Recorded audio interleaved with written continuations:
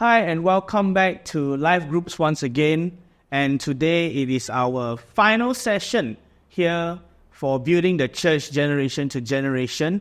And we have Brother Kelvin. Brother Kelvin is one of our leaders in the Life Group. Their Life Group is called Gen 484. And their Life Group specializes mostly families with young children. Yes. Yeah. So maybe to kickstart off this conversation, Brother Kelvin, can you tell us a little bit more about your experience as a young family attending church? So far, we are very glad that the experience has generally been good, in a sense that both my wife and my kids, we look forward to going to church every weekend.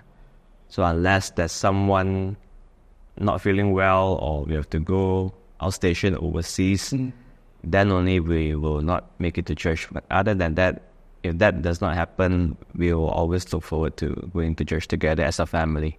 Yeah. Wow, wonderful. And I believe family is actually very important, right? Especially instilling in in your children that we have to come to church together as well. Yeah. Yeah. And perhaps you can share with us some of the joys and challenges that you face, or perhaps any other families face in balancing faith, family, and church involvement. Okay, joy and challenges. Let's start with joy first. Joy is when we see our kids and our spouse being actively involved in church ministries, perhaps.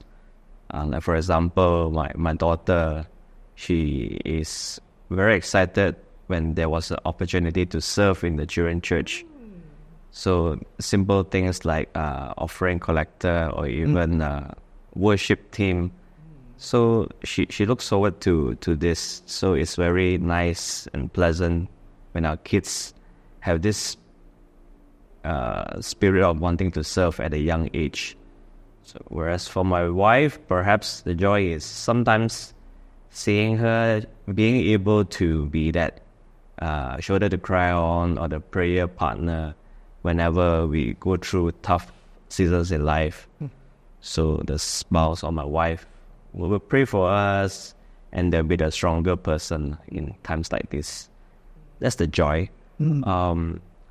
Challenges is of course sometimes managing our time, because we play so many roles as a husband or wife. We are parents, we are also spouse, life partner to one another, we are also children to our parents, we also have a role to play in our job, our company, our business and things like that. So that is the challenges sometimes, the need to wear many hats and many roles, and sometimes prioritizing the important things in life. That's the challenge. Yeah. And I'm really glad that actually you share that even your daughter also is very happy to even serve. And I think that's like one of the joyful moments to be able to see your children. I mean, I don't have children yet, but I believe if I have children, I will be really happy to see them serving, really eager to serve. I would say. And perhaps you can share with us how this life group for families with young children, this Gen 484, has helped families in Caris. Perhaps you can share maybe if there are any testimony or stories of how this cell group managed to help them out. Yeah. Okay. One of the encouragement is sometimes when we see our friends who we've known for a very long time, and sometimes we don't see them in church, or they leave church for a very long time. So of course sometimes they have their own family and they have young kids. So when this life group came about, there were some of them, they actually came back because there was a avenue for them to raise their young kids as well, and there are a lot of common challenges that we go through. With this life group, it actually provided an opportunity or an avenue for us to go through life together and pray for one another.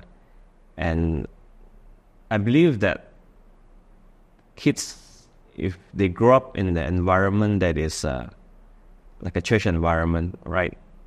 In their future, when they are older, their foundations are stronger. They are able to weather the storms of life, the peer pressure perhaps.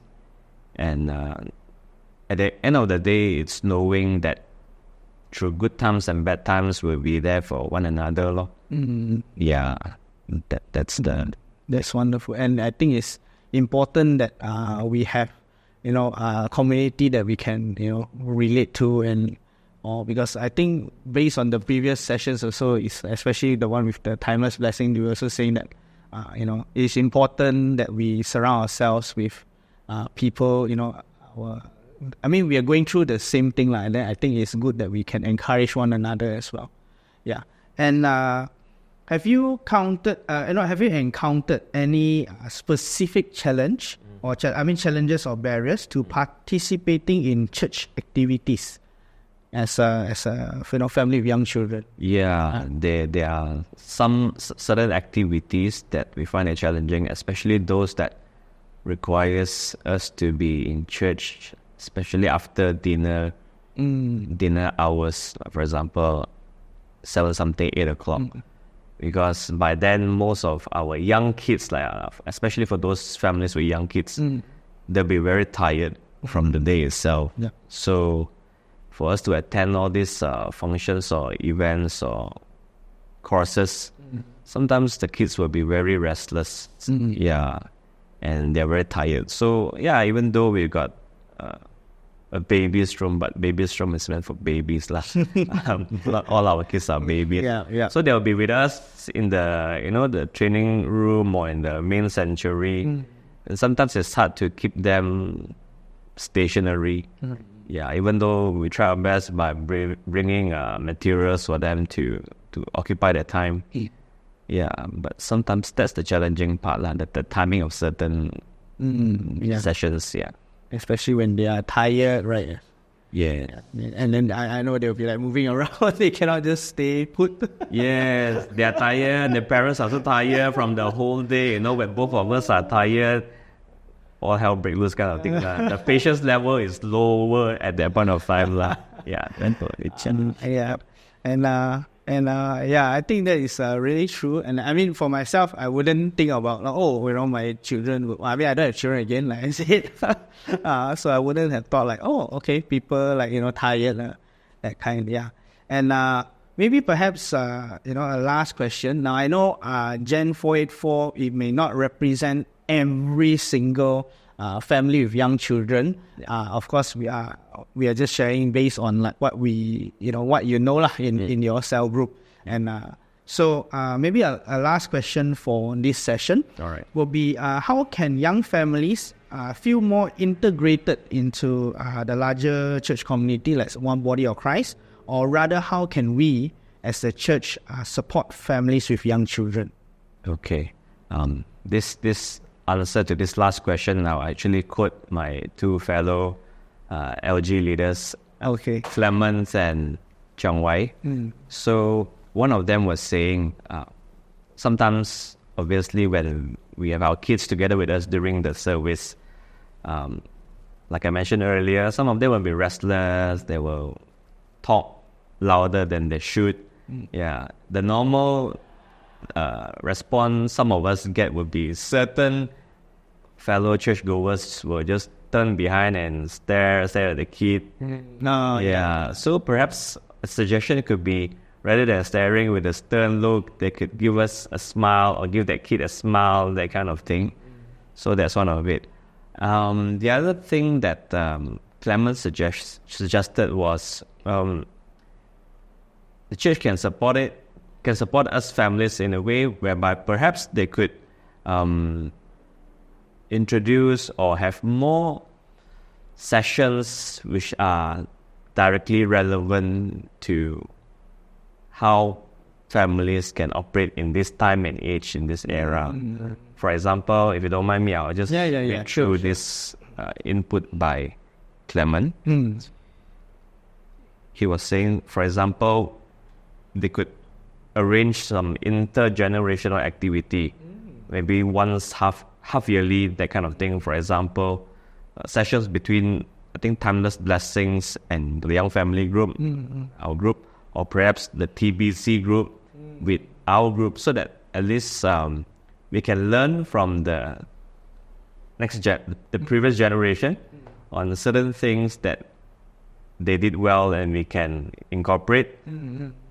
Of course, not everything is the same already, right? Different era, but we believe there are certain things that doesn't change. So the qualities behind it. Correct. Virtues as well, yeah. Yes. So, or perhaps our life group with the TBC, which are even younger than us in a different stage, which we went through. So that at least whatever we went through, we can impart to them. So this impartation of experience and knowledge, we might not absorb 100%. Perhaps the younger generation might not absorb 100%, but at least both of us have an idea on what to expect and how we can do life better in our own season. Yeah, so this is one of it. And other than that, Clement was also mentioning to provide some guidance on the latest trends affecting growing families. Because like I mentioned earlier, how we brought up our children 10 years ago, 20 years ago, and right now it's so different. Things change so fast. So I believe there are many fellow believers out there who are very experienced, and perhaps there are trainers who do it very well. Perhaps you could engage them and come and share in our church. Yeah, that's some of the feedback on how the church can provide support. Oh, wonderful. Thank you, Brother Kelvin, for your time in this interview. And perhaps for those of you who are watching this, our church definitely is growing. And as we even listening to how Brother Kelvin mentioned that there are those who have technically left, the church, and now they are coming back. We also want to continue to encourage these people to come. And for those of you who are watching this as well, I just want to say that if you see them, any of them with children, like Brother Kelvin say, when they are making a bit of noise, turn behind, smile, okay? Not frown, smile a bit. I think it will make a world of a difference, especially for the parents and for the children as well. And also do find them and talk to them. If you are from, if you are a parent, you have older children, or you can also find them. Don't have to wait for Timeless Blessing or any combo or any event that we gather together, right? Yeah, I think they are willing to listen. But perhaps sometimes it's only the children maybe like wandering around, so they may be occupied with that as well. Oh yeah, if you don't mind, can I add two more things? Can. There's actually one point that Chong Wan made also. Sometimes it's good that there's a bit more noise during the main service when the children are around. It means that the church is a church that's growing. So it's likely, it's like rather than the church whereby it's only, the golden years generation and no young families, that kind of thing, then it is very sad that the church does not have a complete set of members from the young to the old. Yeah, that's one thing. Yeah. Good points as well. When we have, I think it's also a sight for me personally. It is a wonderful sight to see when I see children around in service. Of course, not when they run across the entire hall. Sometimes you can see them walking around restlessly. I think I do see some walking around restlessly during worship. But it's okay as long as they don't disrupt the entire service. So I also I get what you mean from that part. And also, what a way to give, so to speak, the final session of our building the church generation. And actually, it is the idea behind this entire thing is really so that we are able to know what is going on with the other groups of people. Of course, we may not have the everybody lah, but this like, like representation of like, like you are representing the cell that is family with young children, and then like, the previous ones, they represent their own various groups. And I believe that,